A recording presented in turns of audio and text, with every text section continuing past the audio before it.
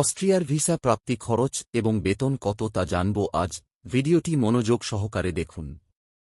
অস্ট্রিয়ায় বাংলাদেশি শ্রমিকদের জন্য সবচেয়ে পরিচিত ওয়ার্ক পারমিট হল red card, EU blue card, কি worker permit, shortage occupation worker, tourism, কৃষি ও বনখাত কর্মী পারমিট এবং স্টার্টআপ ফাউন্ডার পারমিট। নির্মাণ, হোটেল, রেস্টুরেন্ট, কৃষি, factory, welding, electrical, mechanical, caregiver, IT, logistics ও গুদাম ব্যবস্থাপনা খাতে বেশি কর্মসংস্থান পাওয়া যায়।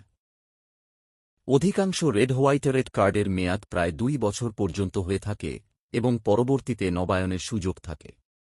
ভিসা ও ওয়ার্ক পারমিট প্রক্রিয়ায় সাধারণত পাসপোর্ট, ডকুমেন্ট অনুবাদ, পুলিশ ক্লিয়ারেন্স, মেডিকেল পরীক্ষা, বায়োমেট্রিক, ভিসা আবেদন, রেসিডেন্স পারমিট ফি, বিমান ভাড়া এবং এজেন্সি সার্ভিস চার্জ সহ বিভিন্ন খরচ যুক্ত হয়।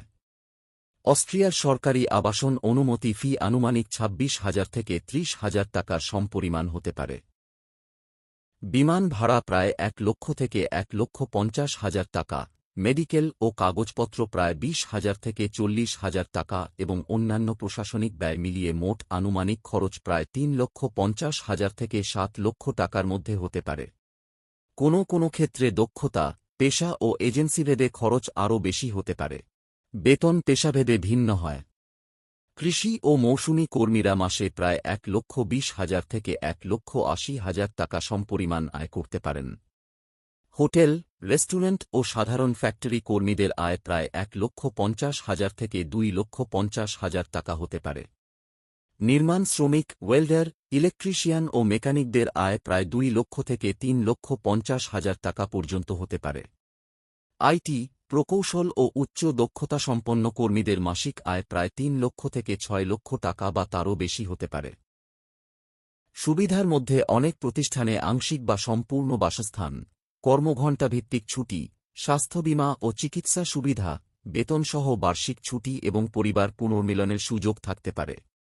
অধিকাংশ ক্ষেত্রে ভিসা অনুমোদন পেতে প্রায় 1 মাস থেকে 3 মাস সময় লাগতে পারে।